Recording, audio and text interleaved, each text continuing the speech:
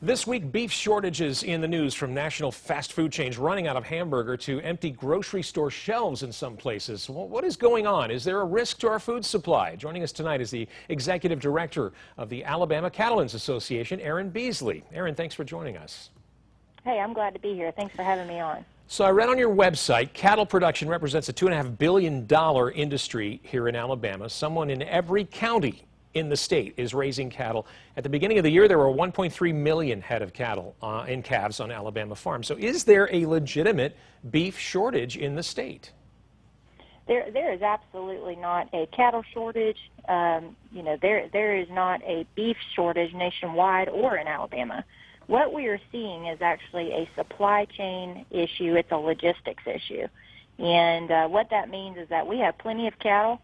We have a lot of cattle that are ready to be harvested in this country to turn into high-quality beef products for our customers. However, the problem is a bottleneck right now that we're seeing in the processing end of the industry, which is the beef packers. And they are having some issues with illness. They're having some issues keeping capacity levels up. And because of that, we are not processing as many cattle in the last couple of weeks as we would like to be doing this time of year. So a restaurant chain like Wendy's, for example, running out of hamburger, you say that's all that is logistics. There's plenty of beef to be turned into hamburger. It's just not getting to the restaurants.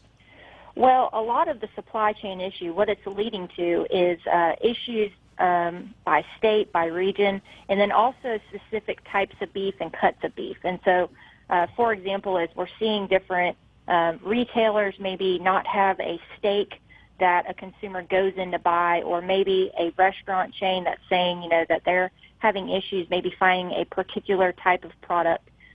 Maybe it's a fresh, never frozen, or maybe it's a grade of beef. Those are some of the hiccups we're seeing. Yeah. If you want to buy beef, there's certainly beef there. For the consumers that are going to the retail market and, it looks like the shelf is wiped clean, the most likely what they're seeing is maybe the truck came yesterday, they're coming today, and people are still panic buying. And so when they show up, all we can do is wait for the next truck to come, which may be in the morning. And so that's some of the stuff that we're seeing from a logistics standpoint. Yeah, you mentioned the middlemen, the meat packers, who seem to be driving up the prices. Some say that they are driving up prices, lowballing the ranchers, and then jacking up the prices to the suppliers. Is that happening, or could you explain how this whole system works?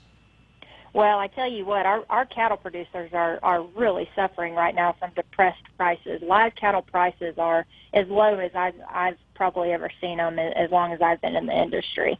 And it was projected to be a pretty solid year for cattle production, so that's very disappointing to see.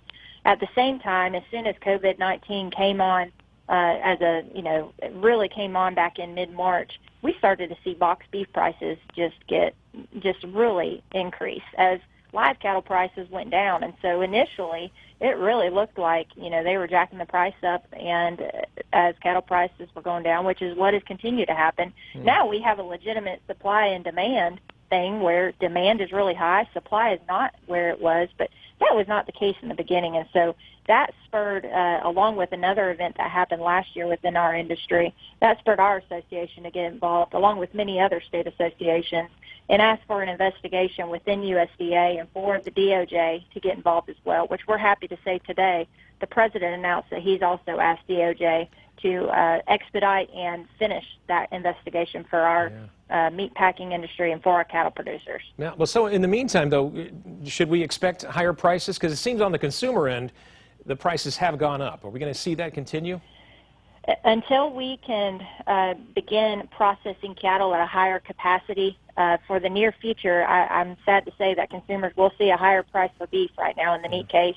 That's just the supply and demand issue that we have right this second. But hopefully, we are working to get that worked out.